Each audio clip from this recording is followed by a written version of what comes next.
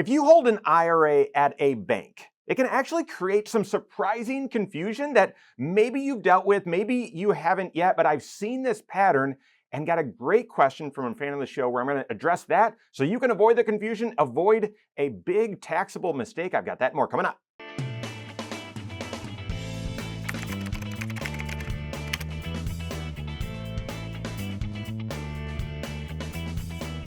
My name is Mike Bernard. I've been a certified financial planner here at Korhorn Financial Group for over 20 years now, over a couple decades. And early in my career, I'm talking early 2000s, there used to be a fairly common question that we would get from new folks that would come in that were mostly just looking for some investment advice. We'd talk to them about comprehensive financial planning and that approach. But there was a question that they would ask that would always cause me to smile a little bit, and I'd have to have a poker face, so hopefully I didn't have that tell. But the question was, what's your IRAs paying? What are your IRAs paying?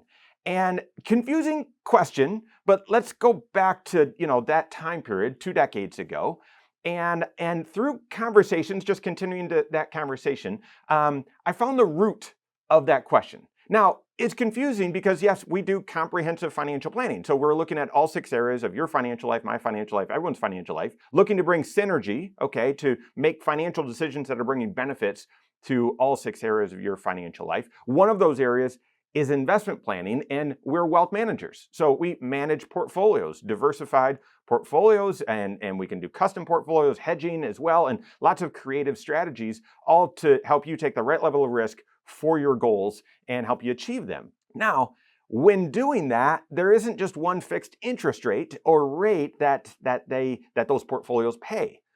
And so I was, again, in this furthering this conversation as these people would ask these questions, I got to the root of it. Now, go back to this, 20 years ago, and imagine when you would walk into a bank. I honestly can't remember the last time I walked into a bank. Maybe you still do that. Most people just do everything online these days and on their phone. That's how I am. But when you used to walk into a bank, you would see a board, it would almost look like a restaurant where it would list out menu items, if you will. And that was actually the bank's interest rates. They would kind of showcase those on a display. And so there would be a savings rate, 0.3% or whatever, money market rate, and CD rate number 1, CD rate number 2. And on that list, sure enough, was an IRA. And therefore, if you were a frequent visitor of the bank, it tricked you into thinking that an IRA was an investment, not an account. An IRA was an investment that had a fixed rate. So what's your IRA paying? What's this investment paying? What's your IRA investment paying? Versus thinking, no, an IRA is an account. It's a wrapper. You can invest anything, really, almost, in it. Something that pays a fixed rate, something that doesn't, something that has a lot of appreciation, a lot of volatility, something that has very little appreciation, little volatility. It's not just a fixed interest. So enter in this question. That's the backdrop for this great question that I got, fan of the show here. And here's what was asked. I'm 73. I have $60,000 in CDs, and I just rolled over a $40,000 IRA into a CD because my IRA was only making 0.75% interest. And in a CD, it is making 3.75% interest.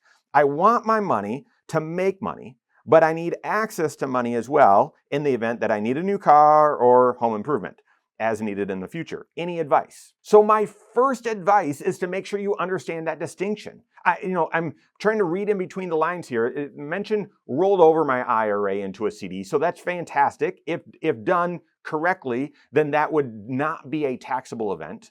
But I just can't help myself but kind of go back to the old days and think, what I hope didn't occur is that, my IRA, I was viewing my IRA as an investment, and that my IRA was only making 0.75%. So I withdrew those dollars and I put it in a CD. That would be the first piece of advice. I wouldn't want you to do that. If so, that $40,000 would be taxable, could push you into a higher tax bracket, could mean you lose out on some deductions, could mean you pay more tax on your Social Security. I would want to ensure that you rolled over those dollars, that you transfer them, keeping them within the IRA structure and just investing that IRA in a CD. That's advice number 1. Advice number 2, and this question sort of, the context sort of leads to this a little bit, but when you're in retirement, The investment strategy, the approach that you take, the structure that you take with your investments is one of the biggest financial decisions you're going to make in your life. Yes, early on in your career when you're saving up, how much risk you take and your allocation, yep, that's crucial. As you approach retirement, yep, crucial again. But then at retirement and in retirement, how you structure your investments, again, one of the biggest financial decisions you're going to make in your life. The recommendation that we have, now this isn't one size fits all, but it's one size fits most. You've got to look at how it intersects with all 6 areas of your financial life, but it's to have a personal pension plan. And that's how we label it, to essentially align your investment decisions unemotionally, align them to when you're going to need the money and how comfortable you are with market volatility. When you're going to need the money and how comfortable you are with market volatility. Now, the geek speak on that is time horizon and risk tolerance. So you might have heard those terms, but when are you going to need the money? So this personal pension plan structures your assets and your investment strategies into 3 distinct buckets. The first is your short-term bucket. So how much money are you going to need to be withdrawing from your investments over the next 2 to 3 years? Those dollars should be in short-term instruments. After that, what money are you going to need to withdraw in the next 5 to 7 years? That should be in the intermediate bucket. And then the money that you're not going to need for 10 plus years, that should be in your long-term bucket.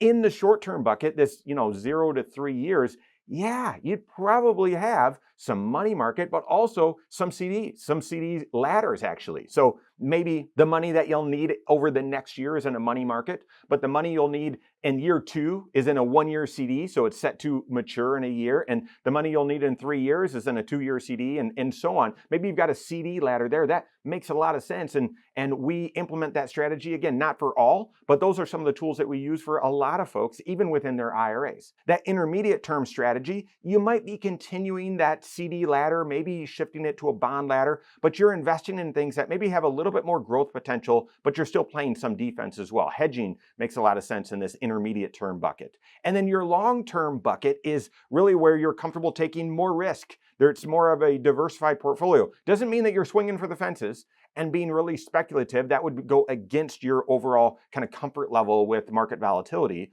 but it is more diversified and you're going to have more ups and downs with that. You're comfortable with that because you know you don't need to touch that money for at least 10 years. Over 10 years, hopefully the diversified portfolio that you have has been able to out-earn the short-term bucket in the intermediate term bucket. And so, number 1 piece of advice is, yes, if you're going to do this, I'd make sure that you didn't withdraw the money from your IRA. If you did, you've got 60 days to put it back in there. And if a CD is the right investment, just invest in a CD within your IRA. That's advice number 1. But advice number 2 is then to say, well, how does this decision fit within your personal pension plan when you're going to need the dollars? And because they mentioned, well, I might need the money for a new car or for home improvement, if you can confirm that and say, yeah, I'm probably going to use this money for that, then yeah, that short-term bucket makes a lot of sense, and a CD would be an appropriate use of those dollars. But I would also question to say, do you have the other buckets filled up appropriately as well? And if you don't, work with your certified financial planner, look at all of your investment portfolio, not just your IRA, but all of your dollars, and ensure that you're taking the right structure for, yeah, when you're going to need the money, as well as your comfort level with market volatility. Work with your certified financial planner on that. If you don't have a CFP on your team, you can contact one on my team. Find us online, Korhorn.com. That's Korhorn with K. WiseMoneyShow.com. You can find us there as well, or give us a call, 574-247-5898. All right, there you have it. Go out and take your next wise step in your financial life.